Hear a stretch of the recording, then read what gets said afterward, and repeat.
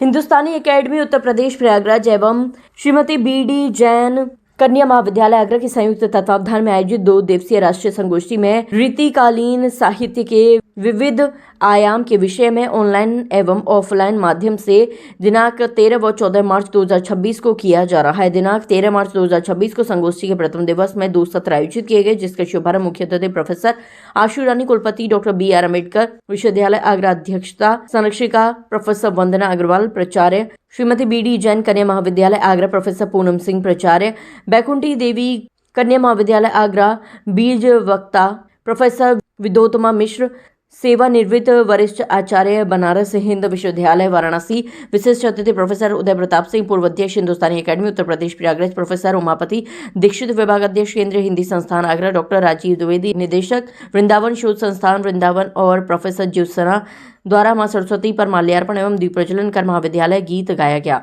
उद्घाटन सत्र के अंतर्गत कार्यक्रम का संचालन हिंदी विभाग की विभाग अध्यक्ष प्रोफेसर शिखा श्रीधर द्वारा किया गया। संगोष्ठी में सर्वप्रथम महाविद्यालय के प्राचार्य और कार्यक्रम की संरक्षिका प्रोफेसर वंदना अग्रवाल ने सभागार में उपस्थित सभी विद्वानों का संगोष्ठी में स्वागत किया और रीतकाल में विभिन्न कवियों के योगदान के बारे में बताया। मुख्य अतिथि कुलपति प्रोफेसर आशु रानी ने विगत 8 मार्च 2026 को मनाए गए अंतर्राष्ट्रीय महिला दिवस के उपलक्ष्य में सभागार में उपस्थित सभी महिलाओं को महिला दिवस की बधाई दी और छात्राओं को सशक्त बनने की प्रेरणा दी। उन्होंने छात्राओं के नियमित हेल्थ चेकअप की व्यवस्था और आरोग्य मेलों से अवगत कराया ताकि स्वस्थ शरीर में स्वस्थ मस्तिष्क की अवधारणा साकार हो सके। साथ ही उन्होंने AI को सभी विषयों से एकत्रित करने पर जोर दिया, जिसके लिए विश्वविद्यालय द्वारा आर्टिफिशियल इंटेलिजेंस फॉर ऑल पाठ्यक्रम प्रारंभ किया जा रहा है और महाविद्यालय में सेक्शन 8 कंपनी की स्थापना कर छात्राओं के स्टार्टअप शुरू करने के लिए सहयोग प्रदान करने की शुरुआत करने के लिए प्रोत्साहित किया गया। कार्यक्रम को सफल बनाने में मीडिया प्रभारी प्रोफेसर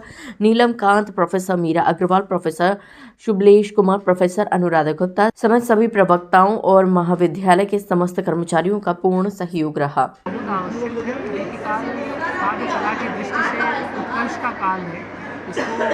हिंदी साहित्य आलोचकों द्वारा अवमूल्यित किया गया है। ज़रूरत है इसका तटस्थ मूल्यांकन और इसको फिर से साहित्य की मुख्य धारा की तरह अपनाया जाए, इस पर बात, इस पर चर्चा हो, इसके मूल्यों को लेकर आगे बढ़ा। इस परिसर में आज ये जो रीतिकाल पर कार्यक्रम चल रहा है, उससे रीतिकाल के बहुत सारे नए आयाम हमारे सामने आएंगे और उस दौर की समन्वय की और जो एक विभाजन की प्रवृत्ति थी वो क्यों थी और लक्षण ग्रंथों की परंपरा कैसे आई, नायिकाओं का चित्रण कैसे बदलने लगा, ये सारी बातें स्पष्ट होंगी और रीतिकाल को नए दृष्टि से देखने और समझने का बिल्कुल ये संगोष्ठी अवसर प्रदान करेगी। ठीक और रीतकाल पर चर्चा होनी चाहिए। हमारे मार्क्सवादी समीक्षकों ने इसकी बड़ी उपेक्षा की है।